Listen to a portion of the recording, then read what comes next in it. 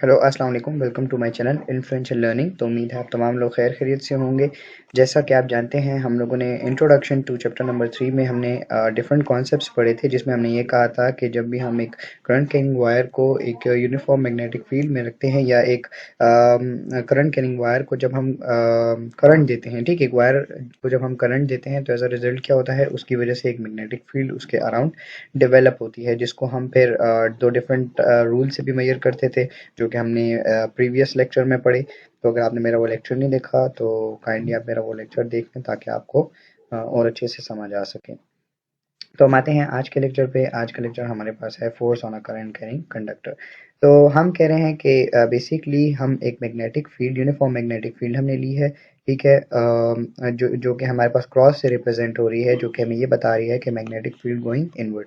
तो magnetic field lines going inward.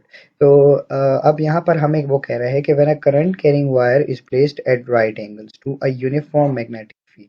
कहता है कि एक करंट कैरिंग वायर है, उसको हम लोगों ने एट 90 डिग्री, यहाँ पर हमारे पास 90 डिग्री एंगल कैसे बन रहा है, हमें पता है 90 डिग्री एंगल ऐसे होता है। तो अगर आप देखें तो इसकी डायरेक्शन और इसकी डायरेक्शन अगर हम लेते हैं तो ये आपस में 90 डिग्री बनाते हैं, ठीक है।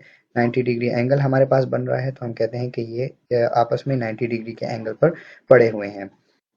तो हम कहते हैं कि क्योंकि हमें पता है कि मैग्नेटिक फील्ड, जब भी हम लोगों ने प्रीवियसली पढ़ा था कि करंट करिंग वायर को जब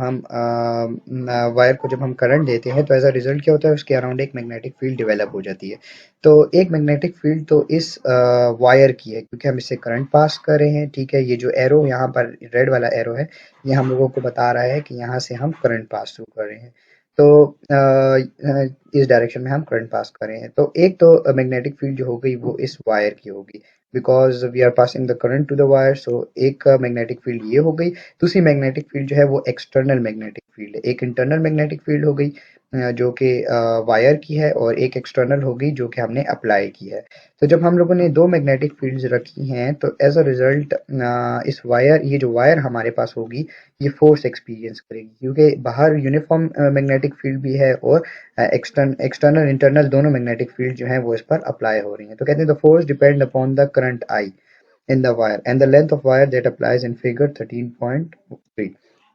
तो ये हमें बताते हैं कि जो हमारे पास गिवन फोर्स होगी जो कि ये कंडक्टर या ये वायर एक्सपीरियंस करेगा, वो डिपेंड करेगा लेंथ ऑफ द वायर पे कि कितनी लेंथ है। अगर लेंथ ज़्यादा है तो हम कहते हैं कि गिवन जो फोर्स लगेगी वो भी ज़्यादा होगी। सिमिलरली अगर करंट ज़्यादा है तो हम कहते हैं कि एज अ रिजल्ट फोर्स भी ज़्यादा लगेगी।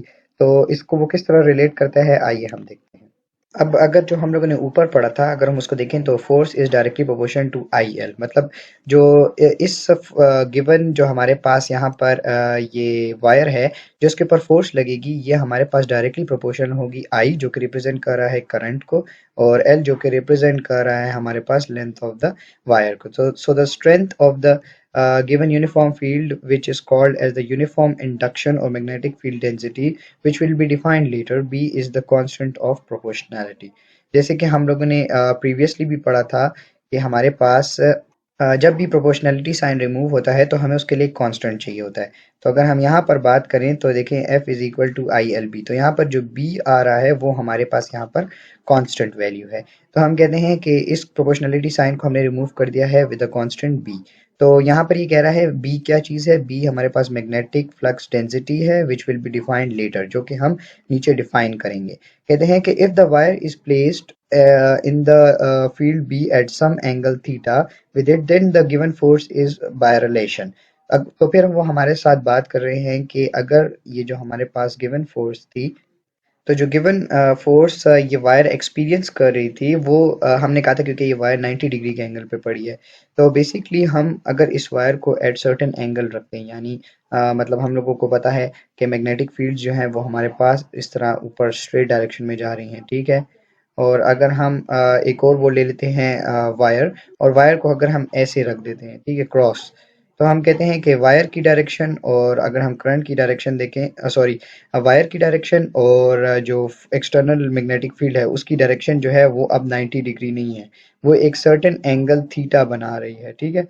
तो उस सर्टेन एंगल थीटा को हम किस तरह बताएंगे, कि दैट सर्टेन एंगल थीटा वो जो होगा वो हमारे पास किसके बराबर होगा, वो हमारे पास बराबर होगा F is equal to B I L sine theta.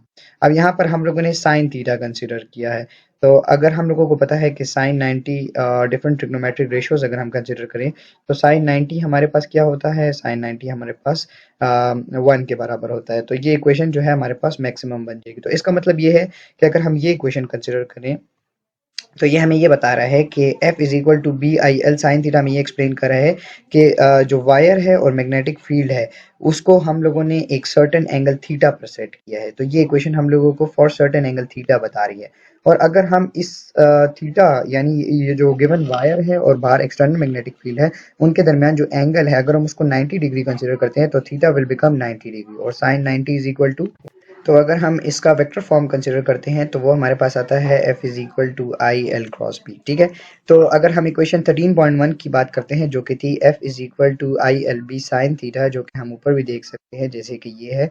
तो F is equal to I L B B I L या आई बी एल एक ही बात है, हम साइन थीटा कंसिडर कर रहे हैं।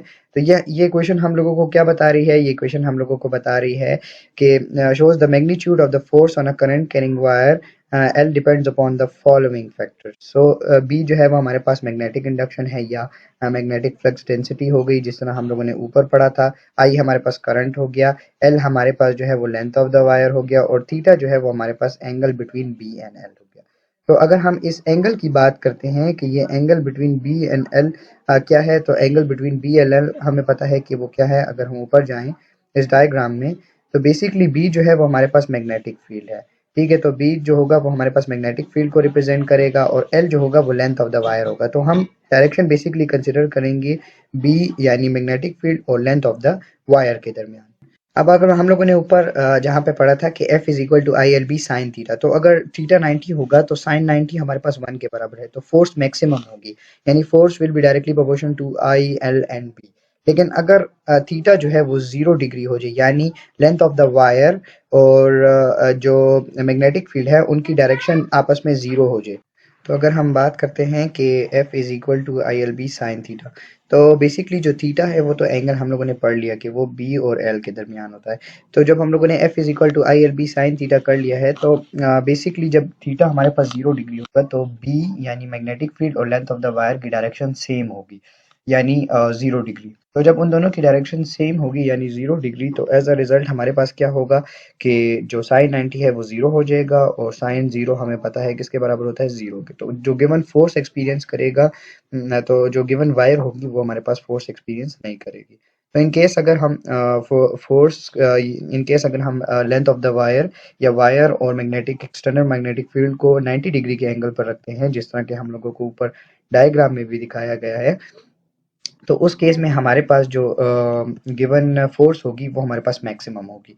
अगर इस वायर की डायरेक्शन और मैग्नेटिक फील्ड की डायरेक्शन सेम हो जाए यानी मैग्नेटिक फील्ड भी इस तरह आ जाए और लेंथ ऑफ द वायर तो पहले से इसी तरह ही है, जब दोनों की डायरेक्शंस हमारे पास इस तरह आ जाएंगी तो हम क्या कहेंगे कि दोनों का एंगल कितना हो गया है, 0 डिग्री। तो हम कहेंगे कि फिर जो गिवन वायर होगी वो 0 फोर्स एक्सपीरियंस करेगी। जबकि अगर हम 90 डिग्री की बात करें तो गिवन जो वायर होगी वो हमारे पास फोर्स एक्सपीरियंस करेगी मैक्सिमम। ठीक है, यानी F is equal to I L B sine theta, theta is equal to 90 degree and sine 90 is equal to 1। तो force will be equal to I L and B. तो हम आगे बढ़ते हैं, यहाँ पे आता है force is a vector quantity so its direction should be determine. We know that vector quantity क्या होती है, जिसका मैग्नीट्यूड भी होता है और डायरेक्शन भी होता है।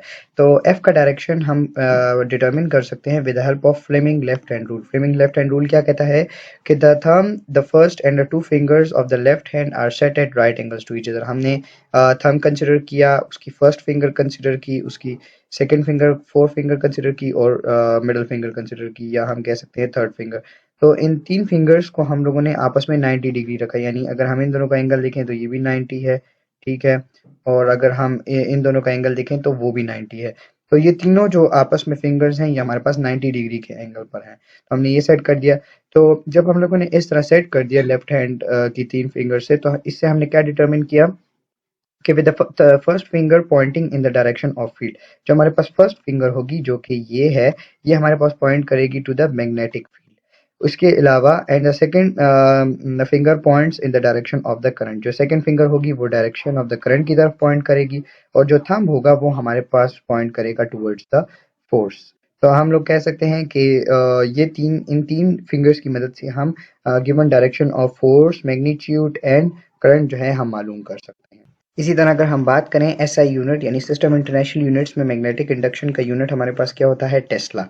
सो अगर हमें बी फाइंड आउट करना हो तो किस तरह हम फाइंड आउट करेंगे, हमें पता है F is equal to I L B और इसके आगे साइन थीटा भी होता है और हम साइन थीटा को 90 ले रहे हैं तो फोर्स जो है वो हमारे पास मैक्सिमम आ रही है और मिनिमम फोर्स कब आएगी, जब हमारे पास थीटा 0 डिग्री होगा।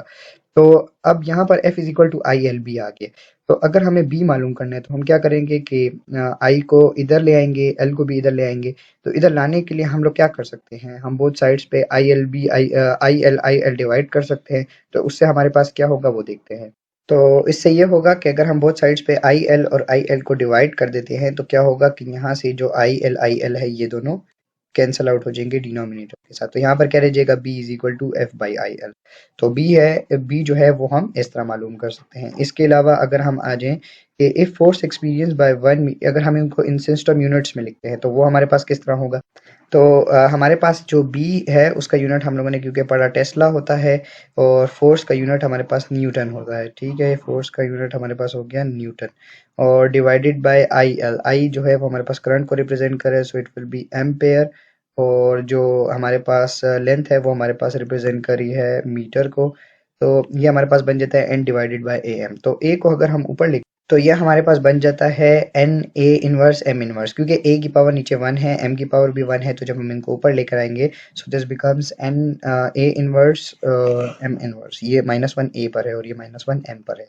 तो कहते हैं if force experience by 1 metre, यानी यहाँ पर आ गया length of the wire, length 1 metre, carrying a 1 ampere current, यहाँ पे आ गया हमारे पास करंट आई और is placed perpendicularly in a magnetic field in 1 newton. अब ये हमारे पास जो है फोर्स आ गया, 1 न्यूटन जो है वो हमारे पास फोर्स आ गया। Then magnetic field is equal to 1 tesla. Basically ये हमारे पास इस गिवन इक्वेशन की कन्वर्जन है कि हम कह रहे हैं कि हमने एक लेंथ ली है 1 मीटर की, उसको हम लोगों ने रखा है 1 एम्पेयर, जो कि 1 एम्पेयर करंट कैरी कर रही है। उसको जब हमने रखा है परपेंडिकुलर टू मैग्नेटिक फील्ड, तो उससे हमारे पास क्या हुआ है, perpendicular to magnetic field place करने की वजह से उसने जो फोर्स एक्सपीरियंस की है वो 1 न्यूटन है और मैग्नेटिक इंडक्शन हमारे पास कितनी हुई है, 1 टेस्ला की। इसी तरह बी के अदर यूनिट्स यानी मैग्नेटिक इंडक्शन के अदर यूनिट्स गॉस हैं, which is given by 1 gauss is equal to 10 t⁻⁻⁴ tesla and 1 tesla is equal to, ये हमारे पास इस तरह के बने। मैं आपको समझाता हूँ।